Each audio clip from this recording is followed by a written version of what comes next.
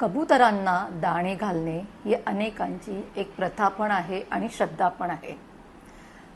पण ही प्रथा असेल किंवा श्रद्धा असेल, पण त्या प्रथेचं आणि श्रद्धेचं एक सवयीमध्ये आपल्यामध्ये एक रूपांतर झालं आहे.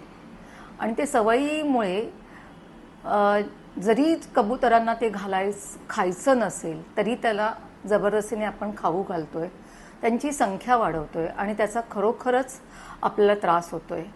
जसं काही वेळेला ज्योतिषमध्ये पण सांगतात की कबुतरांना दाणे घाला म्हणजे तुमचा राहू शांत होईल वगैरे वगैरे वगैरे असे उपाय आहे. मी पण एक ॲस्ट्रॉलॉजरच आहे, पण मला असं वाटतं की मी एक समाजाचा भाग पण आहे, तर माझीही ही जबाबदारी आहे की जी पण तुमची श्रद्धा असेल किंवा तुमची प्रथा असेल त्या प्रथेला श्रद्धेला जरा आता कुठेतरी आपल्याला थांबलं पाहिजे आणि सगळ्यांच्या तब्येतीचा विचार केला पाहिजे.